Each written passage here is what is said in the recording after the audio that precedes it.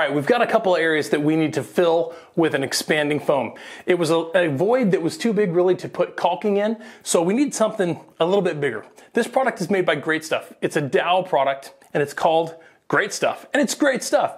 They have two products here, one that's specifically for windows and doors. It's soft and flexible, and it won't cause the frame of the door or the window to bow, so we want to use it for that. This one, though, is for filling gaps and cracks, and that's what we're going to do down here. So let's test this stuff out and see how it works.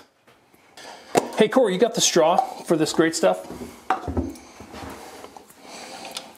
So there's the gap down there you want me to fill. How much do you think we're going to have to put in there? A lot. It's probably a gap's bigger than the gap in your tooth. I think we start with something small because it's really going to expand a lot and get a feel for how much area it's going to cover. No, you're absolutely right.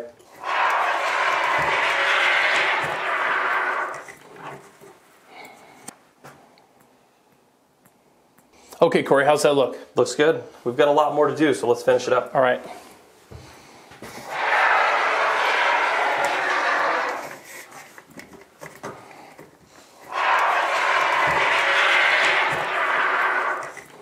You know, Tony, this is a good opportunity to tell our viewers how to spray foam in their attics as well as in this application.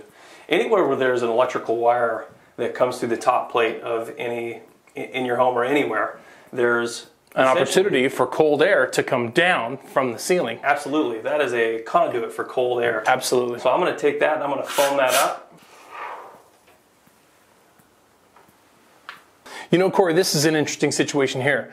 This window sash from a previously operable window that's been salvaged and utilized here as a non-operable window.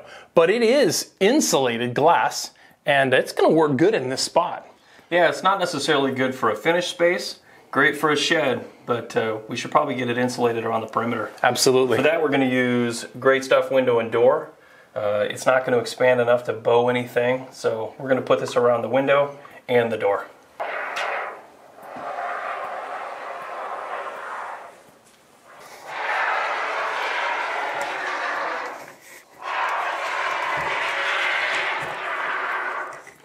Here's a great insulation tip. We got to insulate these walls, Corey, but it's difficult to get batt or fiberglass insulation behind your outlets. There's just not a lot of space, especially in a 2x4 wall.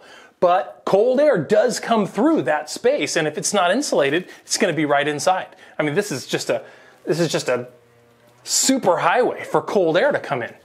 But what we can get back there easy with is expanding foam. So we're going to go ahead and put some expanding foam behind this outlet, and may give it, you know, R3 or 5, but it's better than R0. Yeah, that'll help.